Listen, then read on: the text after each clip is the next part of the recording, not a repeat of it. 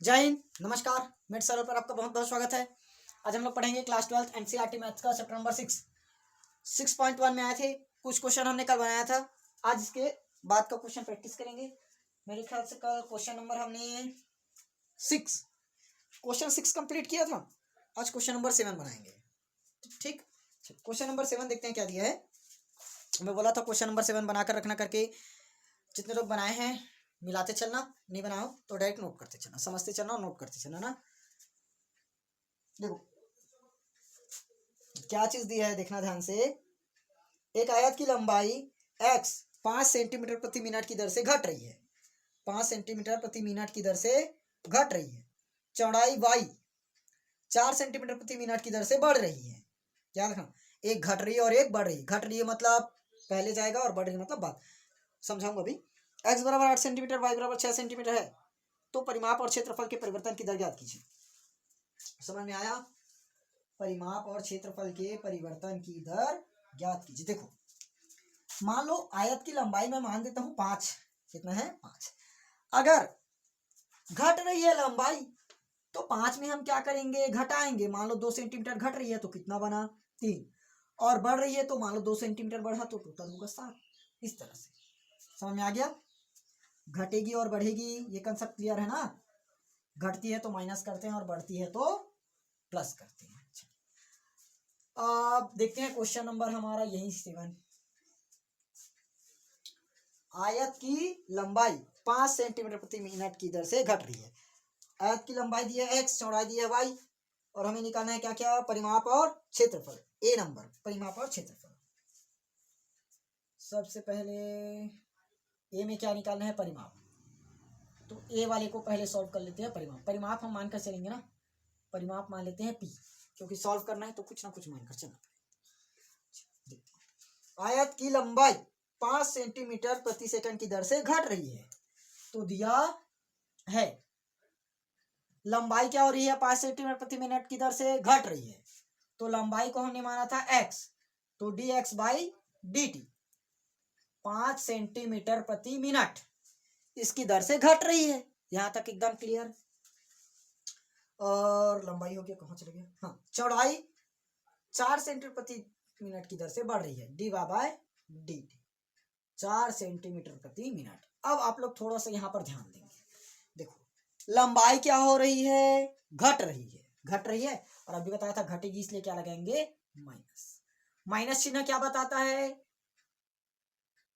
Minus चिन्ह मतलब घट रही है।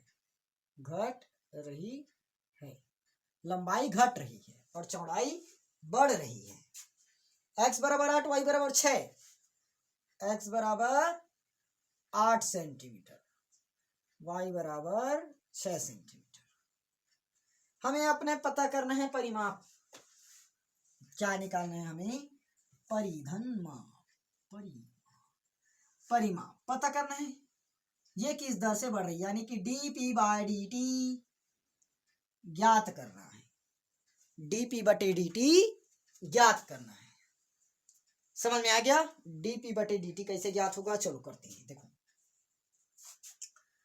जानते हैं, पहले तो लगाना पड़ेगा परिमाप का सूत्र। क्या चीज है ये? आयत है। हाँ आयत है ना, तो आयत का परिमाप का फॉर्मूला लगाओ। आयत का परिमाप, आयत का परिमाप P। जानते हैं आयत का परिमाप 2 ब्रैकेट x प्लस वाई होगा। दोगुणित लंबाई प्लस दोगुणित चौड़ाई, यानी कि 2 कोष्ठक लंबाई प्लस चौड़ाई, दोगुणित लंबाई प्लस चौड़ाई। समझ में आ गया? चलिए अब इधर आते हैं, देखते हैं क्या करना है। t के सापेक्ष, t के सापेक्ष क्या करते हैं अपन? अवकलन। t के सापेक्ष क्या करते हैं? अवकलन। करो t के सापेक्ष अवकलन। p का होगा हमारा dp बटे में dt होगा। 2 तो हमारा कांस्टेंट बाहर रहेगा, 2 कांस्टेंट बाहर रहेगा। दिख रहा है ना? ये नहीं दिख रहा होगा तो थोड़ा सा बोल रहा हूं उसको लिख लेना ना। नहीं दिख रहा होगा तो जो बोल रहा हूं उसको नोट करते चलना, दिक्कत मत हो ना। dp बटे dt। देखो एक्स का अवकलन हम टी के सापेक्ष करेंगे तो ये निकलेगा भाई dx बटे dt, प्लस y का अगर टी के सापेक्ष करेंगे तो निकलेगा dy बटे dt। एकदम क्लियर? यस, एकदम सही है। आगे बढ़े, ये निकला हमारा dp by dt, dp by dt is equal to, two का तो टू ही रहेगा, dx बटे dt, dx बटे dt क्या है, -5 सेंटीमीटर, -5 प्लस dy बटे dt कहाँ है, 4, प्लस में क्या आ जाएगा 4, तो ये निकल जाएगा माइनस का 1, और ये क्या होगा 5 - 1 मतलब, अरे ये तो माइनस का 1 आया, तो माइनस का 2 कितना आएगा, -2। समझ में आ गया? चलिए इसका दूसरा क्वेश्चन देखते हैं। अच्छा, और इसका मात्रक लिखो, भूल गए थे, फिर से मात्रक मीटर सेंटीमीटर प्रति मिनट में दिया है, तो इसको आया, परिमाप हमने निकाल लिया। अब बी पॉइंट, ये तो ए था, बी में हमें क्या बोला गया है, परिमाप के बाद आयत का जो है क्षेत्रफल ज्ञात कीजिए, आयत का क्षेत्रफल ये निकाल।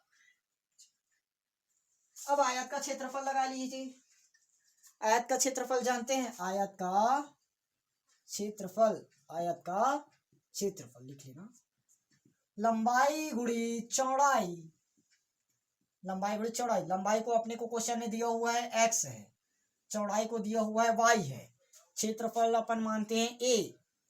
आया, लगाओ फिर से वही, क्या करते हैं, क्षेत्रफल का फॉर्मूला, फॉर्मूला नहीं, अवकलन, t के सापेक्ष अवकलन,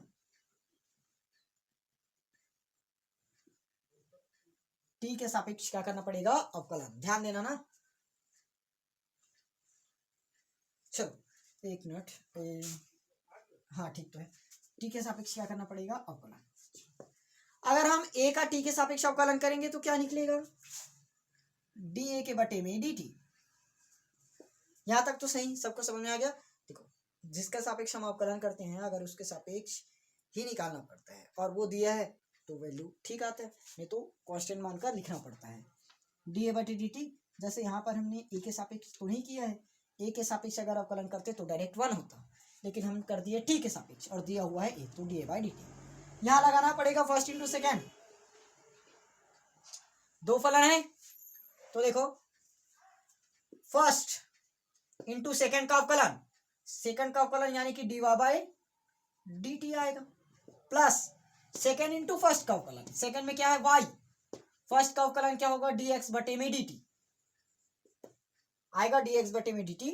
यहां तक क्लियर? अब सबका वैल्यू तो अपने का पता है, वैल्यू पुट बस करना है, a का मान, ए का बोलता हूं, x का मान 8 सेंटीमीटर, 8 अरे सेंटीमीटर कहाँ लिख रहा हूँ, डायरेक्ट 8 लिखो ना, अभी बीच में इंटू dy बटे dt कहाँ है, निकाले तो थे क्या, ये तो है, dy बटे dt कितना आया, 4 सेंटीमीटर, प्लस y का मान कितना दिया है, 6 सेंटीमीटर, अपन रखे 6 सेंटीमीटर, dx बटे dt -5, तो रख देंगे -5। हाँ, माइनस को इसे मत लिखना, माइनस ब्रैकेट, ये y इंटू है ना, इंटू हो रहा है, और 6 - 5 अगर डायरेक्ट किए तो वैसे में तो 1 हो जाएगा, ये होगा हमारा 8 चौक 32, माइनस प्लस और माइनस तो माइनस होगा, 6 पंचे 30, तो ये आ जाएगा हमारा 2। और ये क्या है, क्षेत्रफल, क्षेत्रफल को जानते हो किससे दर्शाते हो, सॉरी दर्शाते नहीं, उसका मात्रक, क्षेत्रफल का मात्रक सेंटीमीटर स्क्वायर, समय का तो मिनट में ले रहे हो तो मिनट मानना पड़ेगा। समझ में आया कि नहीं आया, 2 सेंटीमीटर स्क्वायर प्रति मिनट। क्लियर? ये आप लोगों का क्वेश्चन नंबर 7 था।